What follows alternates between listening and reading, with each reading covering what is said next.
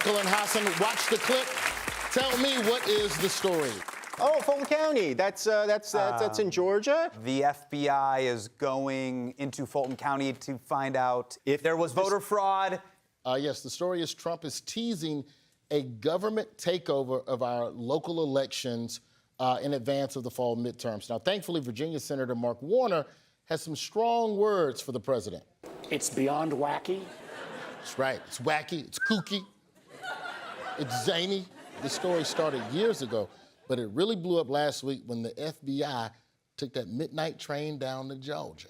FBI agents this week descended on the Fulton County Elections Office near Atlanta, seizing ballots, voter rolls, and scanner images, even though investigations have found zero evidence to support Trump's false claims of election fraud. Now, if you don't find the evidence, that means you still keep doing it, right, Hassan? It's kind of like when your mom tells you, like, it's in the drawer, and you're like, Mom, it's not. She goes, you better check that drawer. One element that's drawn a lot of scrutiny is the involvement of the Director of National Intelligence, yes, former Miss Pepe Le Pew, Tulsi Gabbard.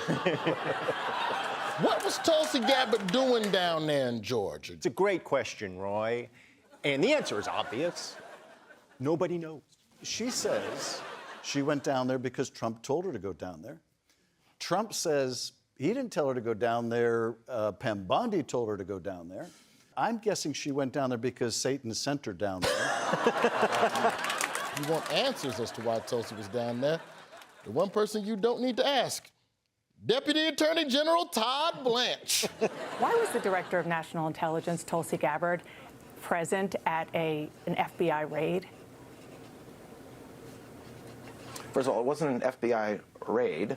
It was a search warrant being executed by FBI agents in the middle of the day. But why was she there? And secondly, I don't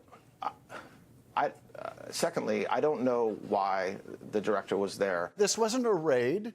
This was FBI agents in FBI jackets over the opposition of Fulton County authorities, barging in, seizing ballot boxes. Oh, wait a minute, that is a raid. Yeah. Well, Tulsi did something that was a little unusual in the midst of all the criticism. She did a perfectly normal 4-page letter explaining why she went to Georgia, and it wasn't just to go to the Coca-Cola Museum. She told lawmakers, quote, "My presence was requested by the president." Of Russia? Why doesn't that add up? Because Trump said he didn't send her. That's what I heard. Trump says Pam Bondi was the one that sent Tulsi Gabbard to Georgia.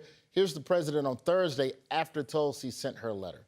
They say, why is she doing it, right, Pam? Why is she doing it? Because Pam wanted her to do it. She threw Pam under the bus. That's like when I don't know if you ever been in police interrogation and you snitching on your partner the whole time. Never mind. We won't. What thing happened during the FBI raid that would suggest that Trump had more knowledge of the raid than what he alleges in the clip we just showed? Gabbard literally called him right after the raid and said, hey, talk to the FBI guys. They're big fans, right? Points. Oh. According to the New York Times, in a meeting at the Bureau's Atlanta field office right after the raid, quote, the president addressed the agents on speakerphone, asking them questions as well as praising and thanking them for their work on the inquiry. Wait, speakerphone? But why is espionage so sloppy? In Tulsi's defense, it was her shoe phone. Senator Mark Warner doesn't think Trump should have taken the call at all. Somebody in the White House doesn't know the basic tenets of the Constitution or what the role of the president is in a domestic criminal investigation. It's wacky. Yeah. It's beyond wacky. It's practically quixotic. Yes. Now, this isn't just about Georgia. In a Thursday night tweet storm, Trump posted a full video full of lies about the 2020 election to his Truth Social account. But it wasn't the election stuff that got people talking about what he tweeted. Question, what about the video made people's jaw drop? So the president tweeted out a video of Barack and Michelle Obama's heads on ape bodies. They look beautiful even then. Wait. So just so I'm clear, they uploaded a racist video, but they chose the best images from Getty Images? That is right. Yes. The video included depictions of Barack and Michelle Obama as primates. Watch. Fierce backlash today after the president posted and then later removed a racist video depicting former President Barack Obama and First Lady Michelle Obama as apes. Now, we're choosing not to show it, but the images appear at the end of a video that pushes false claims that voting machines helped steal the 2020 election. Now, if you delete it, as the White House did, can you unburn a cross? The answer is no. Question, can anyone tell me how Press Secretary Caroline Leavitt justified the video? Yes. How is this the only news story you know? I only receive black shit. So she said that it was depicting Barack and Michelle as the king and queen of the jungle, like the Lion King. It's Mufasa, Simba, and Sarabi that are at the top. That's right. But you're now getting it mixed up because he made them racist Rafiki, and that's not cool. Well, I'm feeling doubly upset, first at the horrible racist nature of what they posted, but in that video, if you see the original video, I am portrayed as a giraffe. Nice. Well, aren't you lucky? Well, I thought so, but they didn't use my best Getty image. Let's hear Caroline Leavitt's justification for the racism. This is from an internet meme video depicting President Trump as the king of the jungle and Democrats as characters from The Lion King. Please stop reporting the fake outrage and report on something today that actually matters to the American public. They love to deliberately provoke. It distracts from other problems that they have. They wait and they see whether the outrage is bipartisan. In this case, they did get bipartisan pushback, and they decided, okay, there are some friends of ours who are, we're making their life difficult, so let's just take it down. In the midst of everything that's been going on with the Epstein files, Trump has been saying that there's something he wants to do with our elections. What is it exactly the president plans for our elections, panel? He wants to hold the elections in Greenland. The president wants to nationalize our elections. Here's Trump in the Oval Office this week. I don't know why the federal government doesn't do them anyway. Look at the facts that are coming out. Rigged, crooked elections. If we have areas, take a look at Detroit, take a look at Pennsylvania, take a look at Philadelphia. You go take a look at Atlanta. So just take a look at Democratic cities where black people vote for Democrats, is what he's saying. That's what it felt like. In addition to Trump saying that about nationalized elections, you also had Epstein bestie and apparent podcaster Steve Bannon, who had this to say about the matter. You're damn right. We're going to have ICE surround the polls come November. We're not going to sit here and allow you to steal the country again. And you can whine and cry and throw your toys out of the pram all you want, but we will never again allow an election to be stolen. What the hell does ICE have to do with elections anyway? They're immigration and customs Unless enforcement. you want to use them for voter intimidation. I do. You want to intimidate? Could it happen? Could they be deployed that way? You can't rule anything out. I think if they do that, it's going to be like Minneapolis times 10,000 in polling places all over this country. I think you would just increase voter turnout. People aren't going to take that. We need to turn out in such massive numbers. We need to run up the margin of our victory so big that they can't contest it. And our response has to be, hell no. We are going to oppose you with everything we can. We're going to show you that 30-point swing in Texas was child's play when it comes to the midterms. There was one more politician that I thought had an interesting take on supposed election fraud. I know we're in the Alice in Wonderland, up is down and down is up, but this is beyond wacky and bizarre. That's a triple wacky, which means everybody in the audience gets a free taffy. We'll be right back. Hey, don't forget to subscribe to the Hignify YouTube channel and be sure to click the bell to stay on top of all our great content. Even better, become a member for exclusive content, early access to videos, members-only shoutouts, and more. Click the join button below. That is where Bad Bunny will be performing. I just want to take this moment to say there was a lot of people talking a lot of smack about what Roc Nation's going to do. But if y'all will recall, Even Kendrick Lamar last year made a statement. Every single one of these Super Bowl halftime shows made a statement. And so while I'm thrilled about my Hawks, I'm looking forward to a win. I also want to just shout out my Rock Nation family for what I know is going to be an amazing halftime show, and Bad Bunny for walking in the courage that he should have as an American citizen that we had to remind one of these co-hosts about the other day. I won't say who. Hey, Bakari, by the way, that is not true. You see, I called out which one it was in my so, question. So that's not. That is not. Bakari, that is yes. Are you going to be tuning into what Turning Point? The halftime show. Yes, I'm going to be watching Turning Point. I'm going to be watching Kid Rock and that's the what it's going to be. No, you're not. White people that he had up there. I don't know any of them other than Kid Rock. They look like a Nickelback replica band. What you call the bands that go out and do they play the same cover band. They look like a Nickelback cover band. Yeah, Brandon Gilbert, Lee Brice, and Gabby Barrett will be. I don't know who any of these people are. Can we play Bad Bunny's speech from the Grammys? I thought we were just talking about the halftime. I was just giving equal time to the fact that the right wing is like, screw the rest of y'all. I'm surprised they don't have Akon. They don't have Akon, Waka Flocka, Nicki Minaj. That's who they should have. Listen, I wouldn't give a damn if I never heard nothing else from Nicki Minaj. Do you understand? Because everything she say is a lie. Every single. Hey, let me just say this for the record, since you brought up Nicki Minaj. I have never, ever liked her. Her spirit's always been dark. Now, speaking of somebody whose spirit is not dark, let's watch this Bad Bunny clip. Tangent my ass. Before I say thanks to God, I'm going to say eyes out.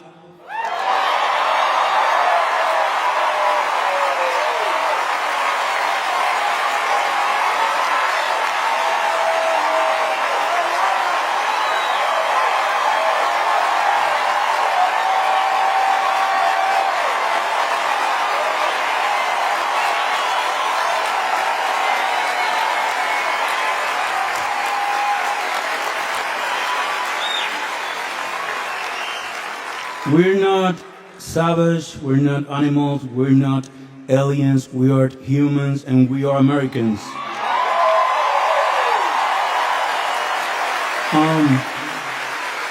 Also, I want to say to the people, I know it's tough to know, not to hate on these days. And I was thinking, sometime we get contaminados. I don't know how to say that in English.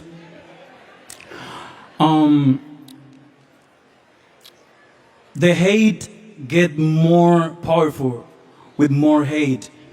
The only thing that is more powerful than hate is love. Come on, Dr. King. So, please, we need to be different. If we fight, we have to do it with love. If, we don't hate them. We love our people, we love our family, and that's the way to do it, with love. Don't forget that, please. Thank you. Thank you, God. And thank you to the Academy. That's a good-looking young man. You understand what I'm telling you? That's a good-looking young man. He said all that good stuff, and here you go, talking about. Well, Contaminados is contaminated, by the way. Okay, contaminated. You know, the other thing I just want to point out is he does a great job at being able to hold silence. Like in that moment when he first won and he just sat there, he was like, I'm going to take this in. And then when he was up there and said ice out, he could take it in. Sure, he was praying. Some people are scared of holding silence that long, but he definitely was like, oh, this is going to be my full moment. Y'all going to sit here right in it with me. I love it. I can't wait for him to perform. I mean, I got some things I want him to perform. But I'm excited about the show. I know he's going to come out in some outfits that push people to some uncomfortable areas. You know, he wears some different stuff out there that people are going to be looking at. I'm just excited. I think it's a part of our culture. And yes, he's Puerto Rican. And yes, that's in the United States of America. And, you know, for those people who wanted an American act, he is an American act. By the way, I didn't say that. A professional football player anonymously said that we should have more Americans performing at the Super Bowl. But I'm excited for it. I can't wait for it. I'm overly excited. Well, Kid Rock, go ahead. I'm sorry. Oh, no, sorry, AG. I was going to say has been a lot of questions about whether or not Bad Bunny is going to make a political statement. I think it's highly likely. Roger Goodell was asked about it at his press conference this week. Let's roll that. Hi, two-part question, although they are related. Will there be any ICE enforcement operations, to your knowledge, around the Super Bowl, whether that's this week and at the game on Sunday? And then the second part, Bad Bunny made a pretty clear anti-ICE statement at the Grammys last night. What are you expecting in terms of political statement, whether that's from Bad Bunny or Green Day or any of the other performers? On your first question, security is obviously one of the things we focus on the most. It's a Tier 1 level event that involves unique assets at the federal level, state level, and the local level, all working together. I see no change in that. In the preparations for the Super Bowl, we have not seen that. We're working with all three of those levels and doing everything we can to make sure it's a safe environment. And the federal government is a big part of that, including this administration, every other administration before that. I think Tier 1 is probably been the category we've had since at least the turn of the century, if not before that. So I just anticipate we'll continue to do the work to make it the safest event. On your second question, I think everybody listen, Bad Bunny and I think that was demonstrated last night, one of the great artists in the world. And that's one of the reasons we chose him. But the other reason is he understood the platform he was on, and that this platform is used to unite people and to be able to bring people together with their creativity, with their talents, and to be able to use this moment to do that. And I think artists in the past have done that. I think Bad Bunny understands that, and I think he'll have a great performance. Basically, he said he know not to get up there and show his ass. So don't expect a protest. I think he said, I trust it. I mean, I trust it, but I think he's going to bring... Goodell has had some less courageous moments, let's just say, over his career as a commissioner, right? The fact that he just sort of like, this is a platform that brings people together. And the truth is that Bad Bunny did that the night before when he said, you can't drive out hate with hate. That only love can do that. And what better message to the American people, unless you're, of course, Turning Point USA. But, aside from them, that is a uniting message. I agree with you. I mean, I think you're right. I think that people may be expecting something. I don't think it'll be to that point. I do think it'll be instead of the ICE out message, which is what I was saying, I think it's going to be the more love is the unifying factor in us all. Can we talk about something else in the NFL? I definitely think he's going to go ham on ICE out. And I think it will be in the creative artistic expression and not so much, a pendant that says ICE out. I think it's going to be probably more subtle, but also very clear, is my guess. He's an artist. He is an artist. I want to hear Suavemente. He ain't going to do it, but Suavemente. Sing it, B. Go ahead. No, sing it to us. Give it to us. I really wish Nick could play it, because when that... Nah, you can't play it. You're going to have a snatch. I know, when that Suavemente bounce, boy, y'all don't like that one? When that thing hit, when that track hit? Man, Nick I'm not singing that thing. Suavemente. Oh, Bésame. Translate? No? Wait, is he's still bouncing? It's all, stay in your box, but do the shoulders. You got to do the shoulders with it. There you go. There you go. That's giving that, the one, like the... That's giving that Tina Turner. Ethiopia be doing, let me do it. Hit it. That's that Tina Turner, man. Them shoulders. That's that Bankhead bounce back from Atlanta. No, that's like this. That's different, bro. There you go. There you go, Andrew. You can go fishing with it. Look, I'm from Miami. Throw the football with it. Come on. Yeah. Speaking of cultural...